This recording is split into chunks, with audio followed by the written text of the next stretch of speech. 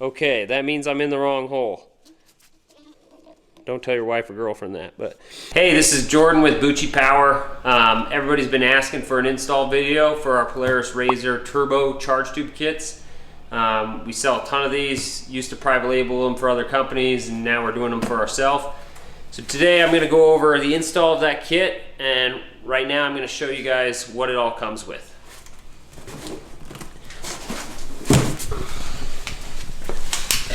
So here's one of the kits. They come pre-packaged. We have two different options on these. We have them, actually we have three options. We have it without a blow-off valve, we have it with the affordable blow-off valve, and then we also have them with the Turbo Smart blow-off valve. This one here comes with our affordable blow-off valve. They're fully adjustable blow-off valves. These are pretty dang loud. So the guys that want the loud setup, you can definitely get a lot of noise out of these. We do recommend running these with a filter. Some people like to run the atmosphere to get more noise. That is very scary and detrimental to your engine, because if you get any dust inside there, you could have motor problems. So run it with a filter. We also recommend running them with outerwears over the filters, just a little bit more preventative so you don't have problems. They come with a little horn, so if you do decide you want to run to atmosphere, that's one thing that does make them really loud. And then here's the blow-off valve. You can unscrew this piece, put the horn on,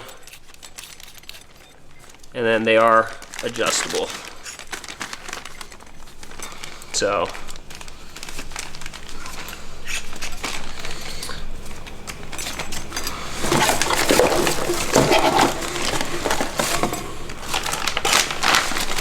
put that back in the bag there. And then you will want to tee that into a vacuum line. So I'll show you when we're installing the kit how that goes. So that's the blow-off valve package there. And you can buy these off our website. We also sell them on Amazon and eBay. You will get a little bit better pricing if you buy it direct off the website. Then our charge tube kits. The most important part of the charge tube kit is obviously going to be the charge tube. So these charge tubes that we make, they might look the same as some of the other companies on the market. We don't have the port for a boost gauge, and that's one thing we don't do. And then the other thing that we don't do is we don't just make it out of 3-ply or 4-ply cheap silicone. We actually wrap a stainless spring inside our layers of silicone, and that helps these things for expansion. So as you get under boost, 30 psi, you know, run a really high boost, these don't balloon out like other charge tubes on the market. The reason why you want to run a charge tube is the factory ones will show you they're really thin plastic. And the factory ones will actually blow up in a couple different spots. So you might be out of the dunes running a tuned ECU or a little bit bigger turbo. Maybe you put a different compressor wheel in. You have the factory charge tube on there. Under boost, that charge tube is not made to take much more pressure than factory pressure. So if you get a spike, the thing's gonna balloon, blow out, and you're gonna end up driving back to camp, and your weekend's gonna be cut short. I hate to see that happen. It always sucks. You know, you drive a couple hours to get to the dunes and then blow a charge tube right on your first day and end up blowing out your weekend. That's one reason why we recommend running our charge tubes. If anything, you don't want to install it, you know, whatever, just take it to the dunes with you so you have an extra one, because you will blow out the factory charge tube. It's inevitable. One thing I want to go over with our charge tube is we do make our bungs, and you'll see here some people have tried installing these and there's an offset on these bungs. So we use the same exact bung on the intake as we do on the charge tube. All you have to do is take and just rotate this and then put in the proper sensor. If it's off when you get it, just go ahead and rotate it, put in the proper sensor, make sure everything lines up, and then torque down the bolt.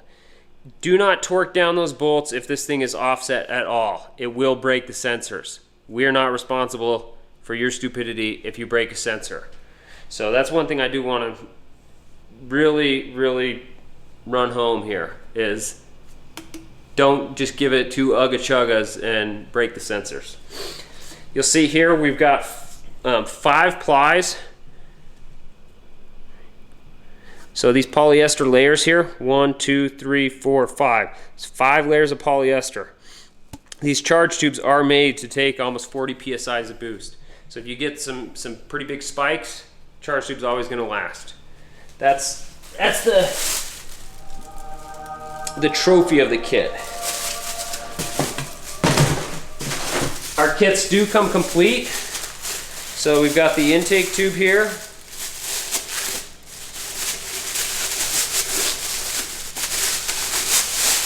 We just say, you know what, if you're going to replace the factory plastic hoses, you might as well replace all of them. So we've got the intake tube. This tube is made very thick, so it's not going to collapse under pressure.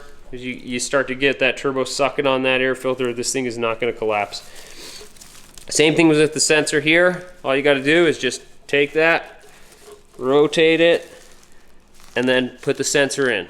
Make sure that it lines up before you take and torque it home. And then we've got the little factory replacement hose. These come with a hardware pack, all the clamps you need, and then the side tubes to be able to connect the intake to the charge tube. So you go ahead, when you get your kit, you're going to go ahead and install those, push them in, and then pull them back.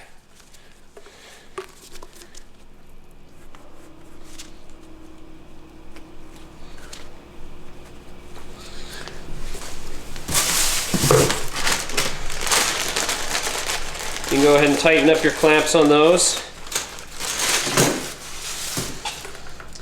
Since these are not under pressure, we use worm drive clamps. All the parts of our hose that are not under pressure, we use worm drive. Everything that is under pressure, we're going to be using T-bolts.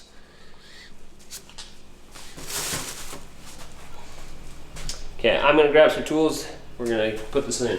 Bailey's trying to blind me out over here with our crazy bright lights, but it's all for the good of the install, so you guys can actually see what we're doing here. So what I like to do is I like to be able to pull off as many bolts as you can from the bed, just to be able to actually lift the bed up and down to get in there and undo your sensors. So you're going to pull out your filter cover here. This is the factory charge tube. So what we're going to do is undo the bolts on the turbo, the clamp on the turbo, and we're going to come back, undo the clamp on the intake manifold. Once you get that done, oh, and we got to undo the clamp on the factory diverter valve. Then we can just pull that whole thing out. I forgot something. You got to undo the bolt on the sensor, and you can pull the sensor out and then pull the whole charge tube out. So we're going to go ahead and do that.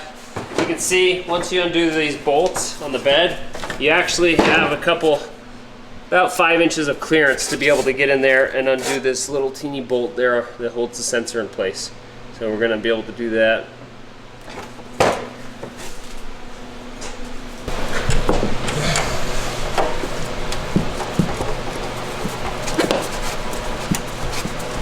Ooh, that was loose.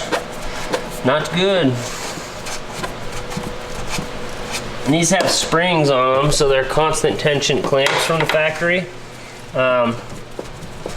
You can reuse these, or we send you out T-bolts from Clampco. It's up to you. Getting to this one with the impact is a little difficult because that clamp is turned down all the way on the bottom.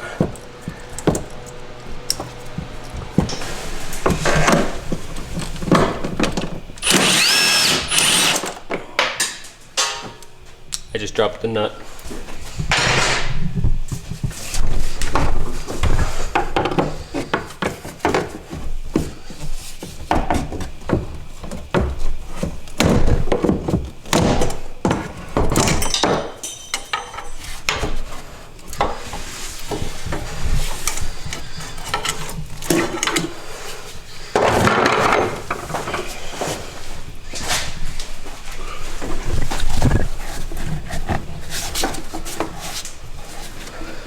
Now they use these one-time use clamps.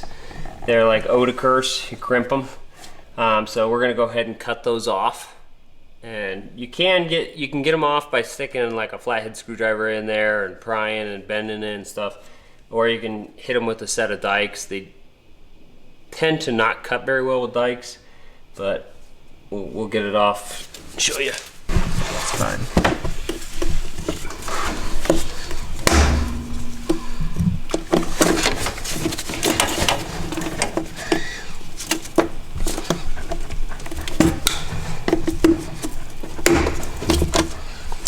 This is a little bit hard to do when you got Bailey sitting next to you filming, but if I can do it with him sitting right here, you guys can do it without.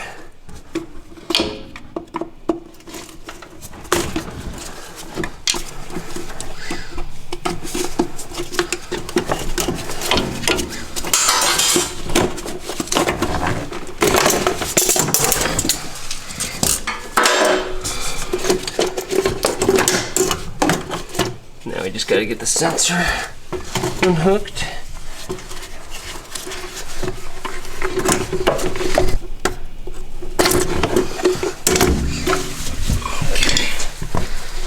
That's the factory one. Super thin, cheap plastic. And look how nasty. So we'll go ahead and use the Torx, pull that sensor off, put it in the new charge tube. We're gonna clean up everything too while we're in there. So this is why I like to lift the bed, so you can get your arm in underneath here to get this clamp. Because Polaris, for some reason, likes this clamp to be pointed straight at the muffler instead of outside right here where it's easily accessible.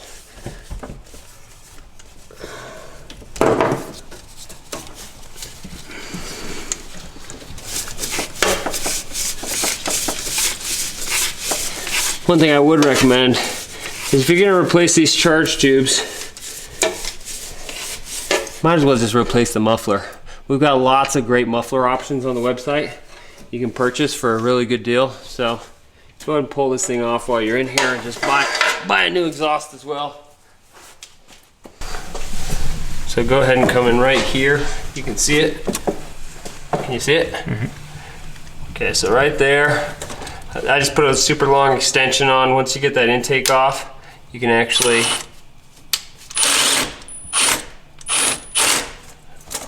get that. Don't loosen this up too much. I don't want you to loosen that bolt into your turbo. That's nice and loose now, and we can now pull that charge tube out.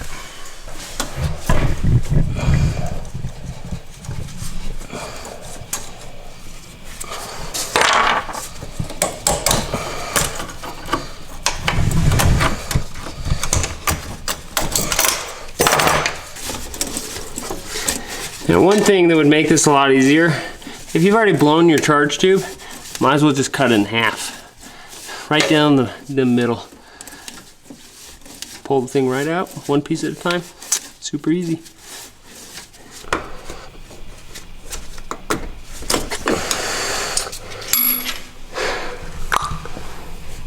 So, I just put a little bit of dielectric cleaner in there, and that O-ring freed right up, came right off.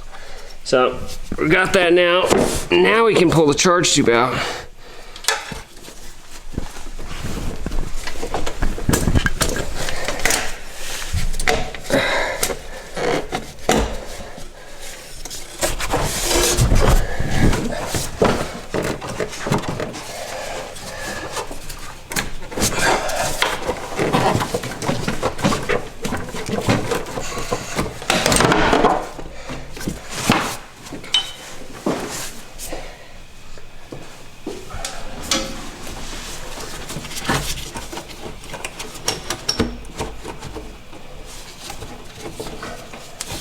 Now that I got that done, what I'm gonna do,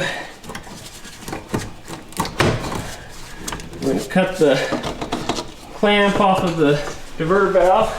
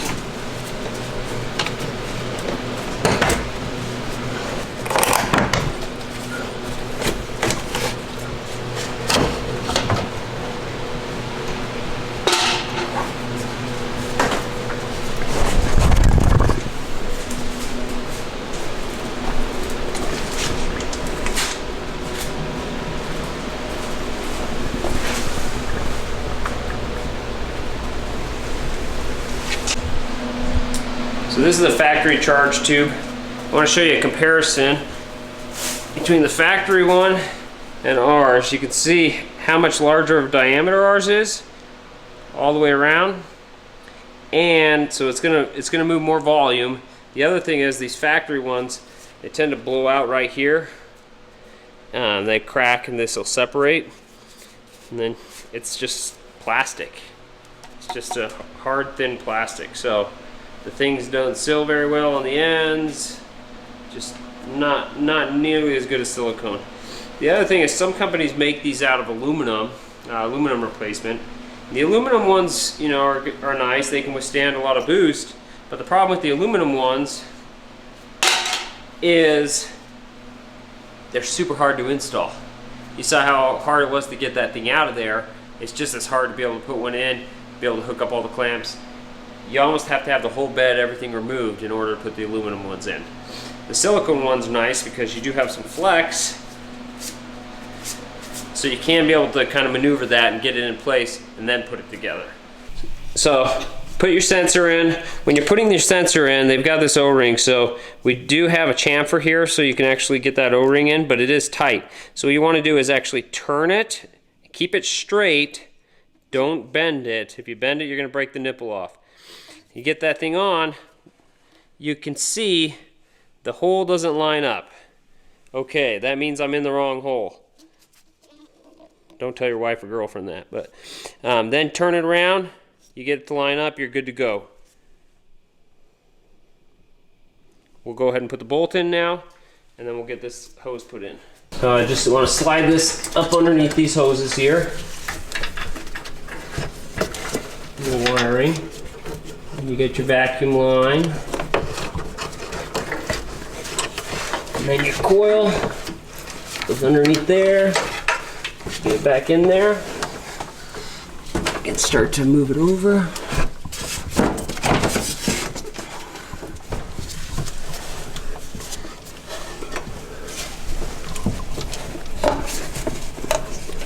And then once I get it to about here, you can see I already have my clamp there on the throttle body. So I'm going to slide that hose down in between the clamp and the throttle body.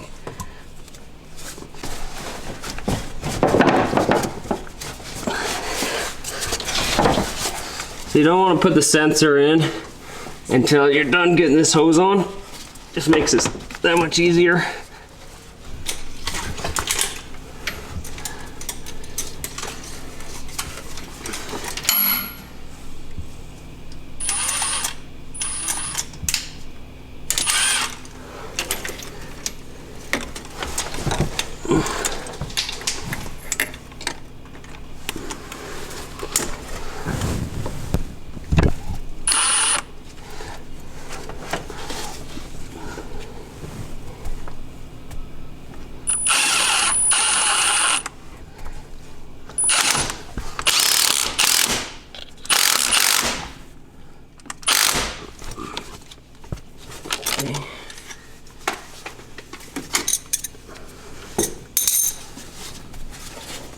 Nice and tight.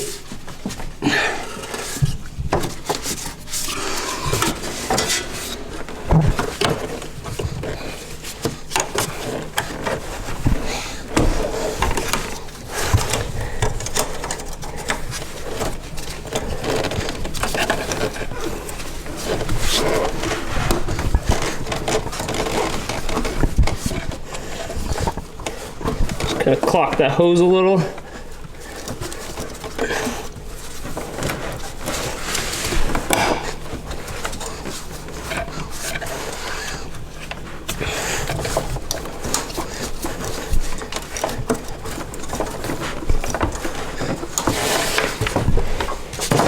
Take a screwdriver, pop it in there, and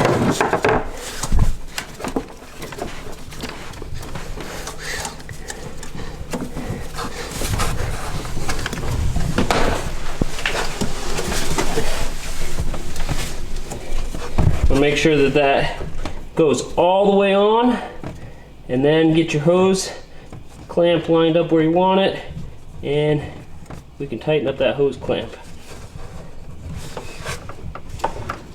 Now we need our vacuum line here.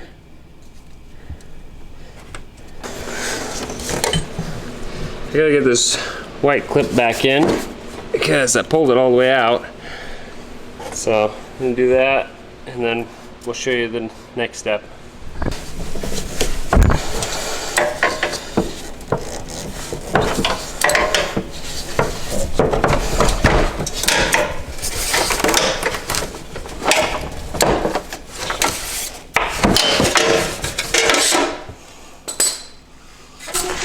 And pull the old sensor off. We're gonna reuse that.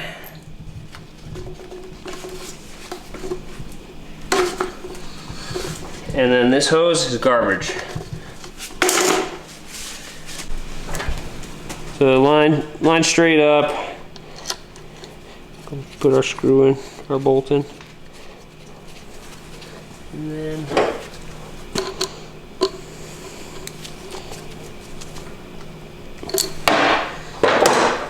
now we want this pointing back toward us. And I like to put the clamps on the top and bottom of the hose first.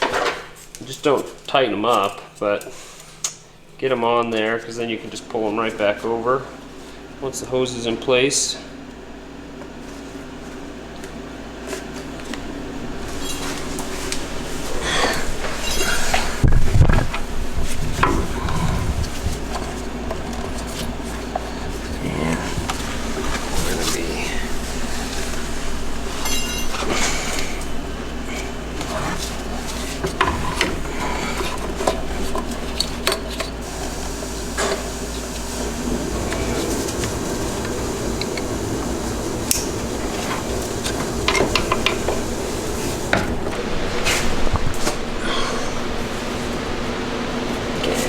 Hook that up until I get the blow-off valve hooked up.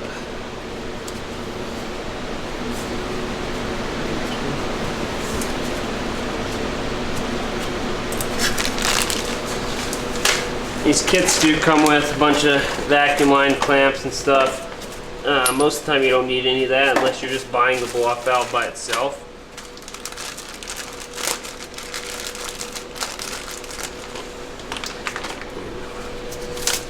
Take my dirty gloves off.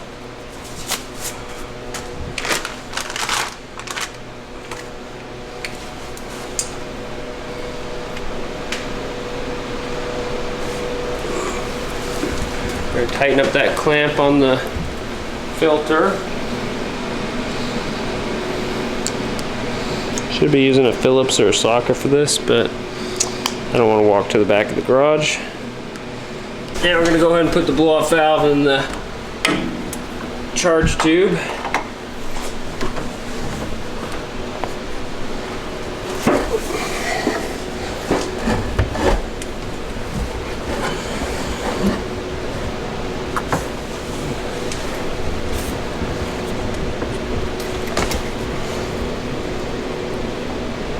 Get your vacuum line hooked up.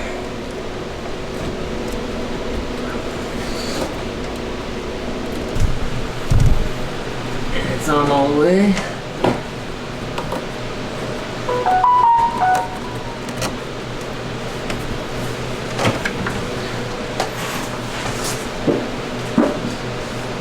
We're gonna get our zip tie on there.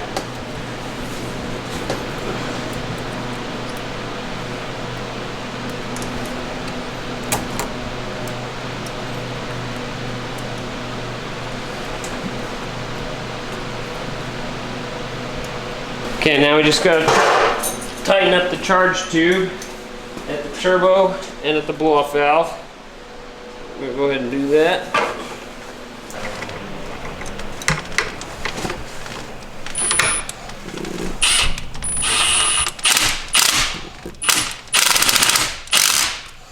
And we just want to push that in all the way.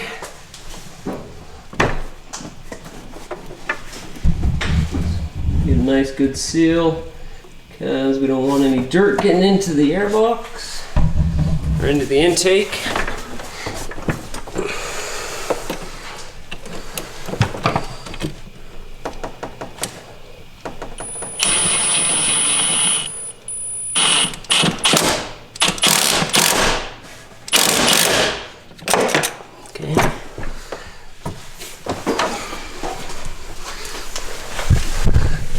These last two hoses we gotta hook up.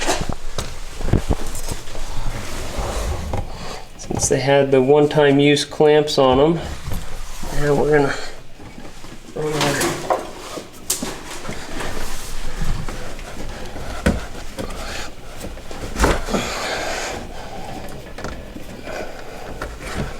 our style clamps here.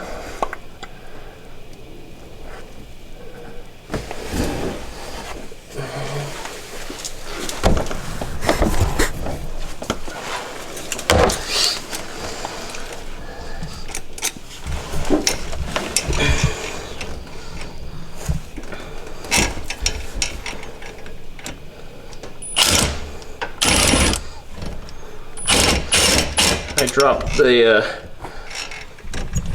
socket, so I lost my shorty.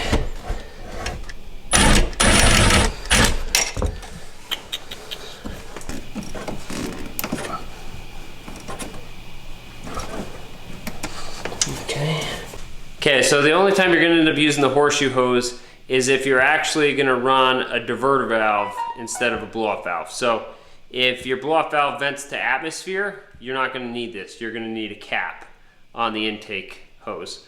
If you don't vent to atmosphere, you're going to run this. It's going to come off the intake up and over to your diverter valve.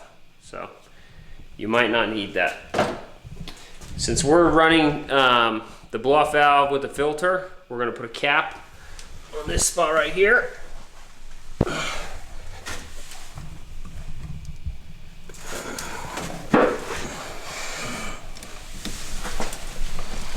And we're out of black caps, so we're going with the red one today. Now we get to put the bed all back together, and that's our kit.